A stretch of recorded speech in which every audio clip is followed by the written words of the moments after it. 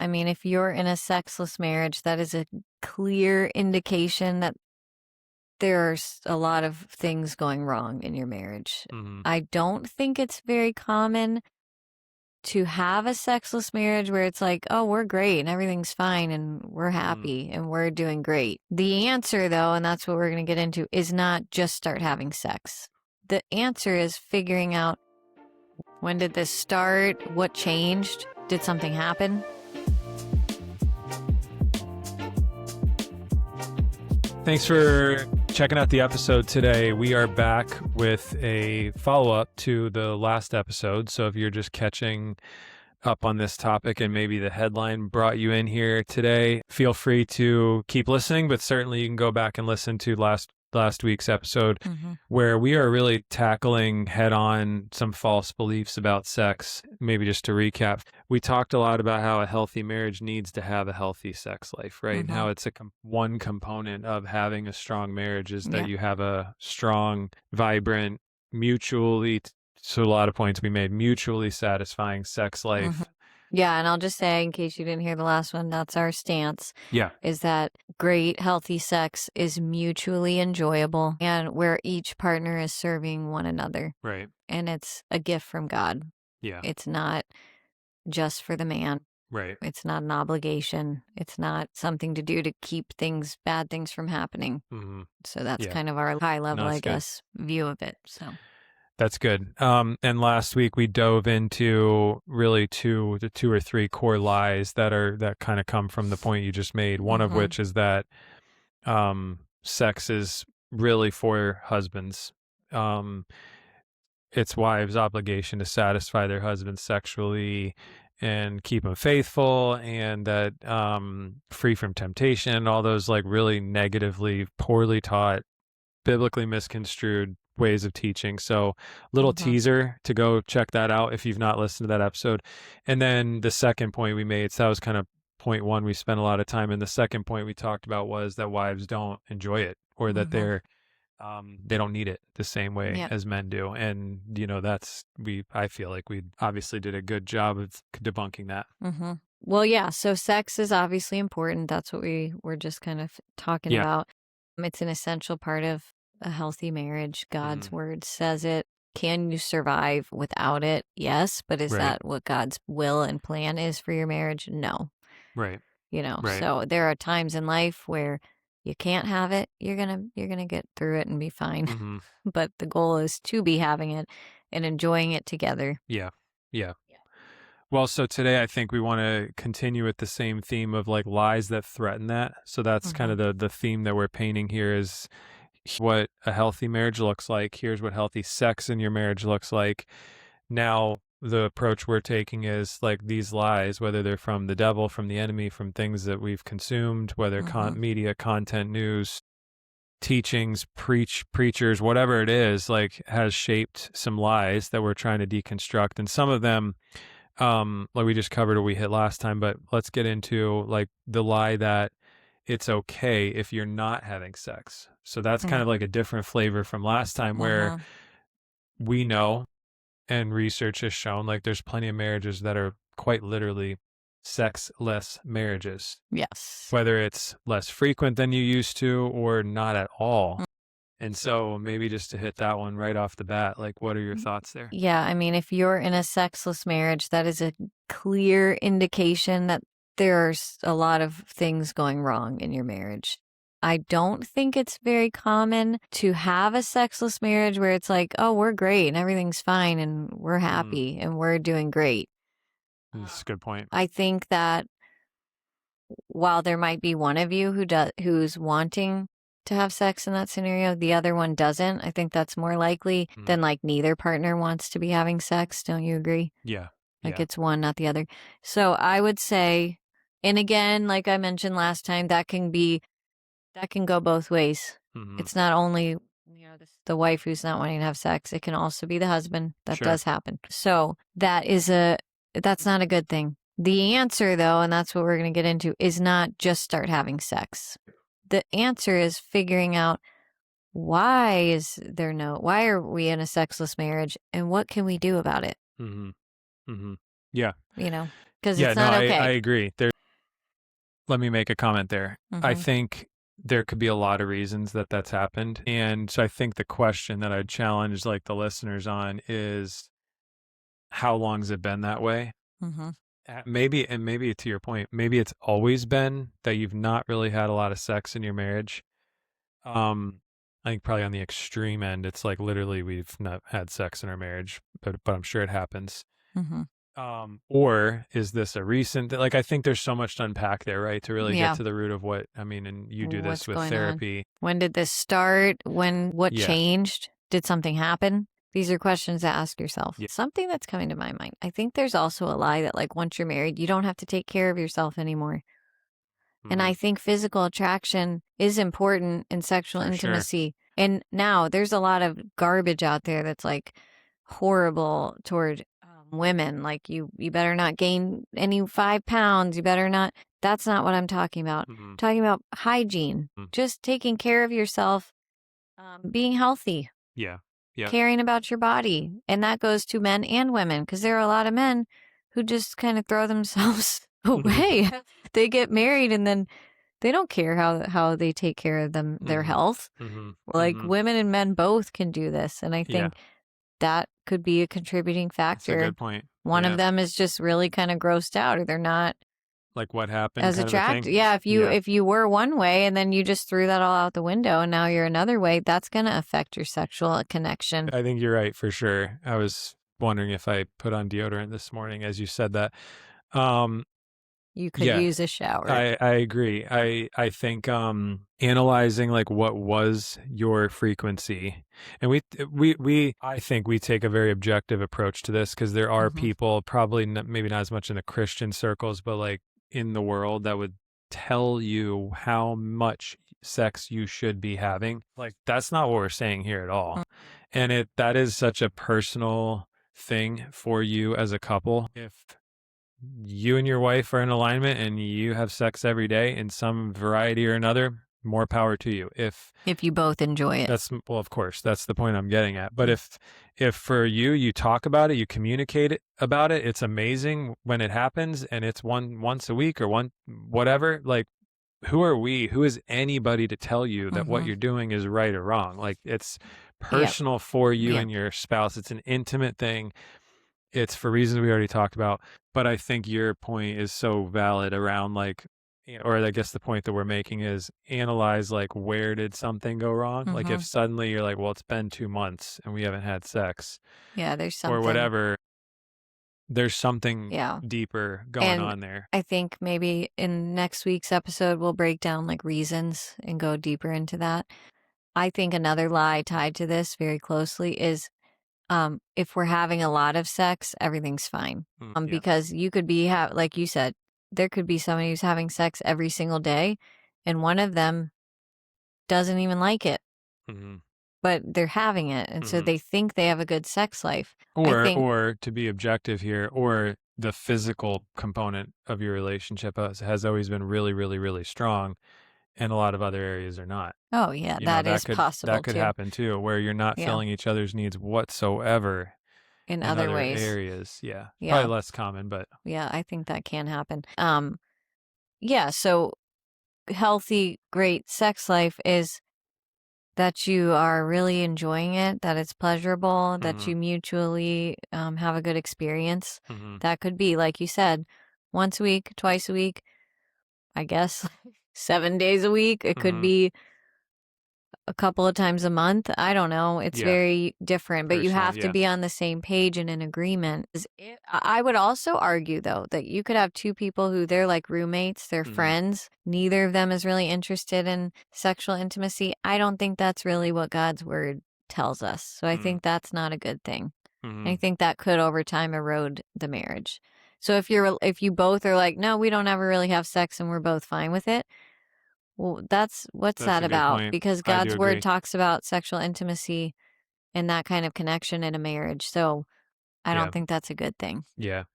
No, that's a good point. I do agree. And here, this may be a perfect, I've been wanting to get this statistic in. I love me some good data points, but in this University of Chicago study, research was done that from a human aging study, sex twice a week can give you the equivalent of being 2 years younger than your chronological age. Wow. Okay. So Just it's think good for about your that. health. Yeah, it's good for your health. It's been proven time and time again. And I think I would say, though, that probably relates to having sex and having an orgasm health-wise. Okay, I don't yeah. think that would apply to like someone who's doing the obligatory Right, of thing where they're course. not enjoying Yeah. it at all. So I think healthy sex, Pleasurable. yeah. Yeah, mutually. No, I agree completely. I think like and I'm not a scientist or any expert here, but like the chemical change that happens within your body, like during sex when it's with your marriage partner who you love and you deeply care for. I mean, that's pretty cool. I thought I love that that. was Yeah. pretty interesting. 2 years younger than your actual age. Another lie, uh, we already touched on. It's okay if you don't have it. The lie that you don't really have to talk about it. Yeah. And I think some people have even shame or awkwardness around the topic, and so they avoid it. They avoid talking about it, yet they still do it.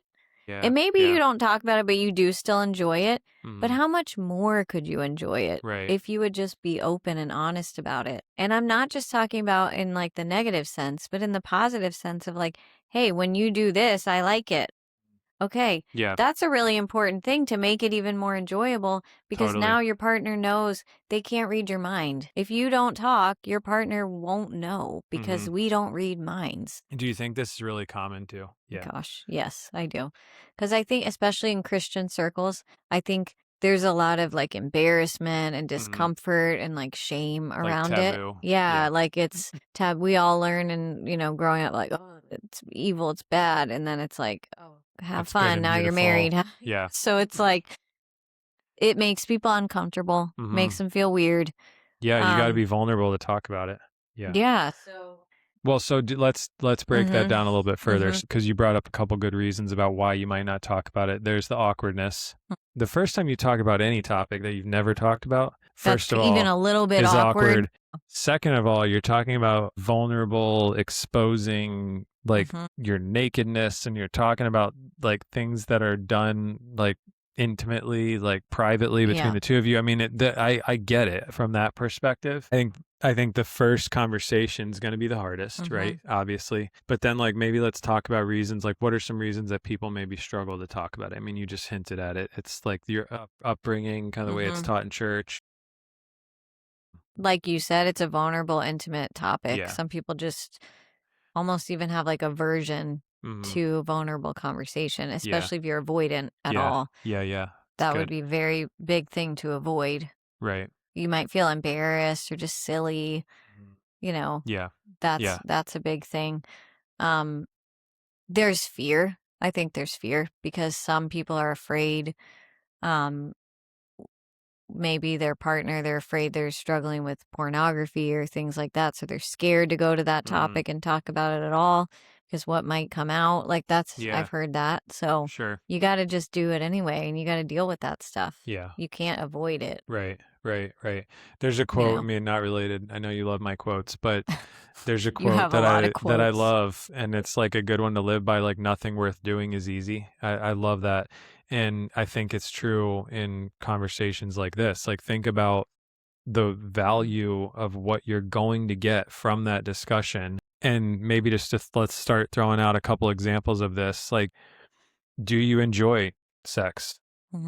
Ask your partner that. Like literally, men, ask your wife, like, hey, when we're intimate together, when we're making love, do you enjoy it? And maybe for some of you, it's very obvious that your wife enjoys it. And maybe for some of you, you've always wondered, does my wife like this as much as I do? That is a question that will literally change your sex life and your marriage if you just have the conversation about it. Yeah, because if they don't, then your next step is, okay, we need to change that. Right, let's figure what do this we out. need to do? Yeah. So that's a great thing to talk about. What do you like? What do you not like? It's okay to say, hey, I don't like that. Right. You're allowed to say that. Right. Sure. And you're allowed to say, hey, I like when you do this. Can you do more of that? And then being interested in what your partner likes and doesn't like. So that's where it goes back to that selfless, serving each other mindset that both of you have to have. Right. Because it can't all be about you or all be about, you know what I mean? Yeah. I think even talking about, like, there are times where it can be more of a challenge, like, to enjoy it, be open about that.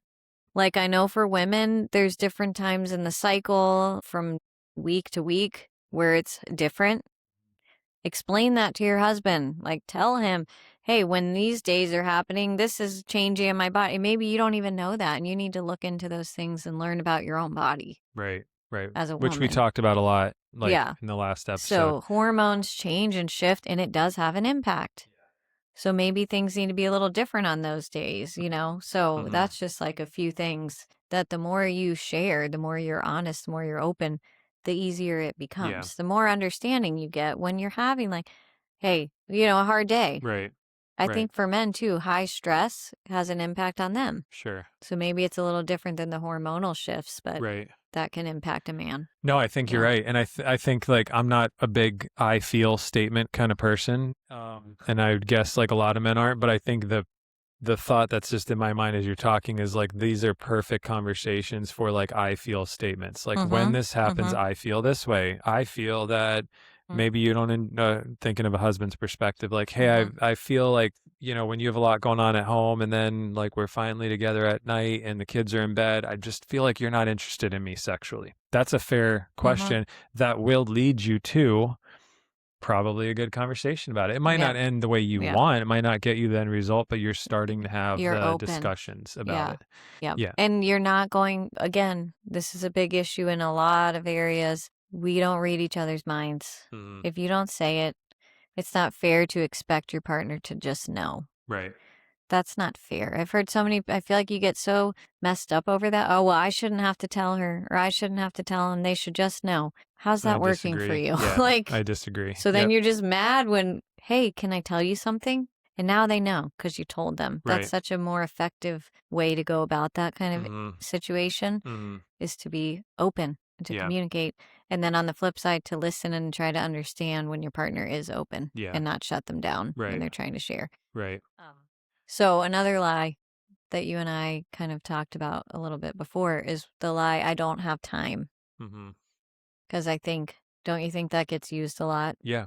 I just don't have time, or I'm too Probably tired. kind of like weaponized almost. Yeah, even there within a is marriage, that. it can Yeah, be like that I'm can happen. stressed, I'm tired. I mean, maybe I'm lumping those all together, but I think they're kind of the same root, right? Yeah, and that It's an could be a lie excuse. that you tell yourself, like, oh, I just don't have time or energy. Yeah. My yeah. challenge to men and women who say these things, and first of all, that is true sometimes. Sometimes there isn't time, or you really don't have the energy, or you are not feeling good. Okay, that's Right. fair.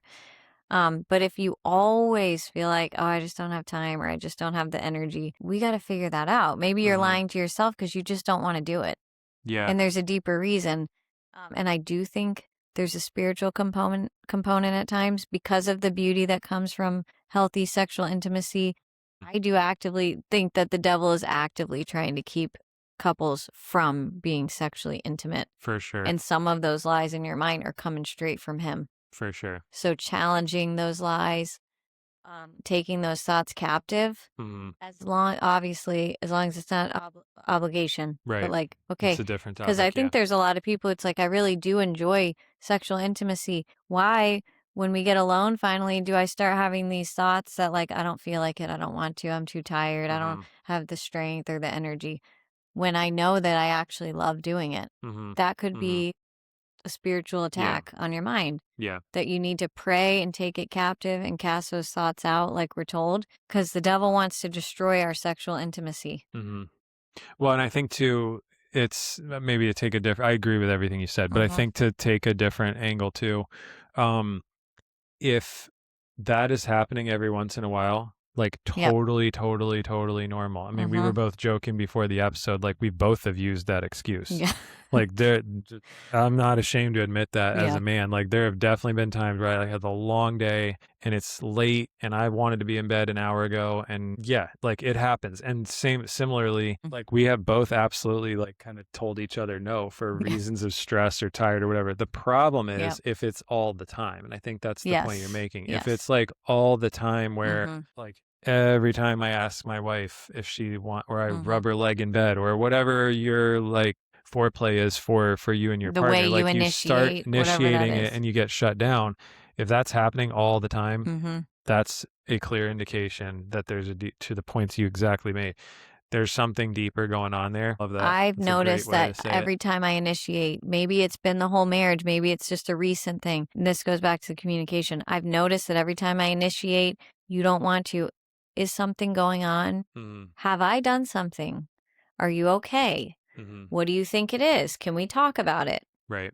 That will go so far. And just quick on that, don't you think like Mm-hmm. the time to do that is not right after what I just described? For the record, like hopefully none of you need to be told that, but the obvious is like pick a different time. Like maybe the following morning, Mm-hmm. maybe after work the next day, whatever your schedule is Yeah. like, but It's talk about it on a separate yes, conversation. And it will, 100%. I like what you said perfectly, like be curious. That's a really, Mm-hmm. really good way of putting it because I think you're Yeah. spot on. Like Mm-hmm. it will uncover things. Mm-hmm. And if you're both honest with each other, it will uncover things Yeah. that are going on. And if you just take it personally and you're angry, that's not going to go well. You think your partner's going to be like, yeah, you're right. Let's go have sex. I mean, if they Right. do, they're just doing it to appease you, which you Right. shouldn't want. So just being caring too. And Mhm. what's going on? Mhm. There could be Mhm. a lot of things. And I think just I'm reflecting on something. I think it was your comments that were in our book, but sometimes when you're tired, you push through that because I think you're where I don't want to quote you obviously, but you know that you will enjoy Yeah. the act itself because Mhm. you are in love, because you have a good sexual relationship, you have open communication. If all those things are present, like sure, there's times where like maybe you are tired, maybe you are stressed, Yeah. but you know Yeah. that when you get into it with your Yeah. spouse. Because it's healthy and enjoyable. Yeah. Yeah. So back to that lie real quick. I don't have time. I would challenge you. What do you make time for? Because maybe you're scrolling on your phone for 2 hours a day, and maybe you have time to sit on the phone and chat, or you have time to go do all kinds of other things. Yeah. But you are neglecting something so beautiful and important Mhm. and meaningful Mhm. that will strengthen your marriage. You will feel closer. Mhm. Again, when it's healthy and mutual and equal and Yeah. enjoyable for both of you. Because even when that's the case, people still come up and like I said, it could be attack of the enemy. Challenge your Uses your name. mind, pray and ask God to help you with those thoughts. Yeah. And then on another note, figure out good times. You don't have to just be sexually intimate at night when your kids go to sleep. It's not ideal for everyone to be able to do it at all kinds of times during the day, but maybe that is the case sometimes. And you Mhm. can prioritize it at different points in the day when you have more energy during certain times in life, where Well, you're tired. I'm glad you said that because I was gonna make that exact same point. Like, I Mhm. think, um, looking back at what times have worked best for you, like that's a good exercise to go through here. Mhm. Is like, hey, it seems to be that every time we try to do it after 11 p.m., it doesn't go well. Okay, so don't try to make that your point of when you're gonna be intimate. Like I do agree with you. I think just being super vulnerable here and personal for us, like this has changed so much. Like we have young kids, and their bedtimes creep later and later. It seems like this is a challenge for us too, just the same as all of you. Mhm. Like finding time to make To this a prioritize. priority. It does get, depending on the life stage you're at, like it could Mhm. be more challenging than others. That is not lost on us. Like we're humans too. Um, so I love that you just said that because Yeah. you do have to really have that be a part of your communication. Yeah. And be open to change. You don't Yeah. have to stay the same. Like Right. Right. allow for change, allow for disruption. Yeah. I want Yeah. to maybe shift gears for a minute if that's all right, like to a topic you and I talked about just before. And we talked about this in the chapter of the book where there could be past baggage, there could be trauma, there could be Mhm. childhood experiences that are creating pain or a Mhm. void or sadness, and maybe like Mhm. this topic could be like blown up in itself, but that could be creating a wedge between your spouse. That could be creating maybe even something you've never talked about with your Mhm. spouse. Like there's a Mhm. whole host of challenges on that topic, but maybe let's share about that a little bit. Like that could be, I don't want to say like a lie in and of itself, but that could be a prohibitor here, right? Well, and I guess like for some people who've had those kinds of experiences, they could feel like maybe the lie would be, well, it won't ever change, so I can't do this, or I can't overcome. You got to challenge that lie. What You do you can mean it get won't change? Or won't? like, I can't heal. I'll Oh, always struggle with this. I'll never be able to, like, you know what I'm saying? yeah. So, Move past it and yeah, never be able first to of move all, past it. talk about it with your partner. And then what do you need to do? Do you Mm-hmm. need to go get some therapy to Yeah. heal from something that's hindering God's gift to you Sure. and what He has for you? Or for anyone out there, like with maybe like a pornography problem, that just taints and distorts your mind so much and can have a huge negative. Yeah. Tell your partner, don't keep that from Right. them. Be honest, be open, and then be supportive of your partner getting the help they need so that things can heal and improve. Right. Because that'll Right. be like super destructive to the marriage and sexual intimacy.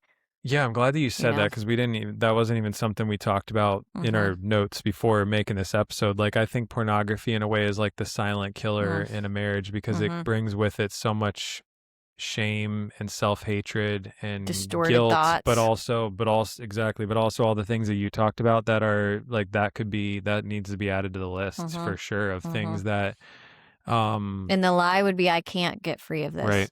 Or I can't tell my partner. Or, yeah, I was going to say that too. Or I can't tell my partner, or like, I don't have a problem. Yeah. You know, there's that part of it too. Everyone does this, so it is what it is. Yeah. Well, that's not how it should be. I think we would probably take, and I don't mean to go from like talking about traumatic things like you just said earlier, because that's very, very We'll probably serious. dig deep on that all on its own, I think. For sure. But I think one of the positions we have is like really analyzing whether those are just excuses. Even if they're legitimate, like please hear us on that. Like even if you legit like have scars and pain and unhealed wounds from your past, from your childhood, from things that maybe happened to you, that's super serious and it does impact your marriage and it will impact your marriage, by the way. But I'm not putting that down at all. I think your point is you need to get healed from it. Well, But it is an excuse that's keeping yeah. you from living a fulfilled sex life with your spouse. Yes, and you owe it to yourself and your partner to get the healing that you need so that you can have what God wants you to have. Yeah. And as the partner who's walking alongside, their wounded partner, be patient. Don't be like, I don't care if that triggers you, we're doing it. No, but you should say, hey, we're going to get some healing on this. And encourage and walk alongside them on that journey of helping them get what they need. Yeah. Versus being angry or frustrated or even like harming them more by trying to force it on them. Like that's not okay. So it's because it's understandable that you have a hard time, but it's not something to just keep and not do something about and heal, and you deserve to heal. Yeah, I agree. So, and I think the point, I guess the root is you got to talk. You have to be open just the same way. Hopefully you're open in other areas of your marriage. And that's a question to ask in itself is like, do you have that open communication? We talked about communication a few episodes ago. Having that openness will then foster being able to talk about tough things like sex also. But if the chance is you're open with your spouse about a lot of things, but it's just the area of sex that's awkward and uncomfortable. And which you don't does happen. Yeah, then that's the challenge. So maybe do you want to share kind of in closing, like the homework that we're going to challenge everybody with? So obviously everything ends in communication because you have to talk through things, but challenge yourself. What are the lies that I believe? Be self-aware, be open, and then talk about it with your partner. And don't be defensive. Just hear their heart and let them share and be open. The goal is not to blame each other. The goal is to figure out what's going on and then work toward truth and toward a solution. Yeah. So you're not trying to attack and, oh, it's your fault. It's just own your part and then what can we do about it? So just think about what we shared, what challenged you. Yeah. Listening, discuss, and then commit to make changes and do better. I think that's good. Be patient, one step at a time. And I think maybe like the only thing I would add to that is if you are already having a good frequent sex life, and again, as determined by the two of you, not us or anyone else, but if you already do have a good sex life, neither of you are feeling, negative in that way. I think your point earlier about are you talking about like your interests and Mm-hmm. what really like turns you on and what excites you and what you like and Mm-hmm. what you don't like? That would be kind of pushing some of you Yeah. that already are talking about this, like take it a step further and really, like increase those lines Mm-hmm. of communication for maximum enjoyment Yeah. in your sex life. And my final thought, a lot of people can find this weird. I don't really care. Like, pray about your sex life. Love Pray that. about the lies in your mind. The enemy does want to destroy your marriage. He wants to destroy your sexual intimacy. Take that back. Like, That's awesome. stand against that Agree. and don't let those things linger in your mind. Yeah, So, I completely because agree. that's a very real thing. Awesome. Yeah. All right. Well, thanks for being with us today. We hope you have a great week and that you enjoyed the episode. Would love to get a comment back, and feel free to subscribe. That'd be great. Thanks. Okay.